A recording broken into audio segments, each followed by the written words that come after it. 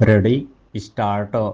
पिछले कई दिनों से संसद में जिस तरह का गतिरोध कायम है, दोनों सदनों को बार बार स्थगित करने की नौबत सामने आ रही है, उसका हल निकालने को लेकर औपचारिक बयानों के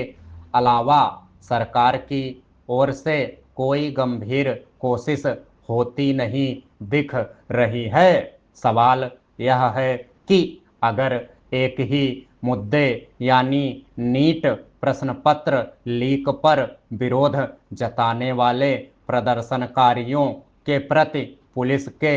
बेलगाम रवैये पर विपक्षी दल जवाबदेही स्पष्ट करने की मांग कर रहे हैं, तो इससे किस तरह की आपत्ति हो सकती है। यह सही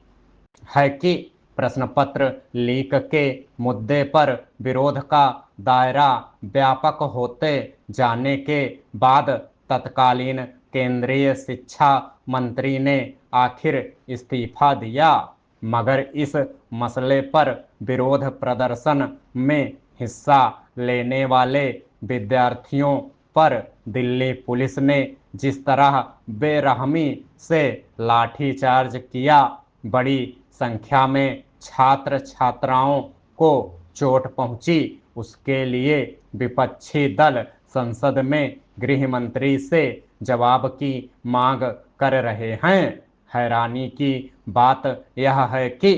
इस संदर्भ में सरकार की ओर से जिस तरह विपक्ष की इस मांग को प्रकारांतर से खारिज किया जा रहा है, वह साफ तौर पर जवाबदेही से बचने की ही कोशिश है। यह स्थिति तब है जब राज्यसभा के सभापति के रूप में उपराष्ट्रपति सीपी राधाकृष्णन ने भी गुरुवार को संसदीय कार्य मंत्री किरेन रिजिजू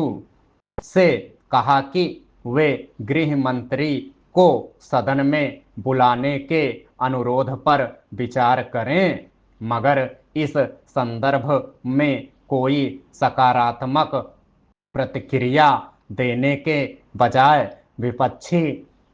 सांसदों के प्रदर्शन को सरकार की ओर से ड्रामा बताया गया। सवाल है कि इस तरह का रुख रखते हुए सरकार क्या यह दावा करने की स्थिति में है कि वह किसी भी मुद्दे पर उठे विवाद का हल संवाद या बातचीत के जरिए निकालने को तैयार है। कहने को किरेन रिजिजू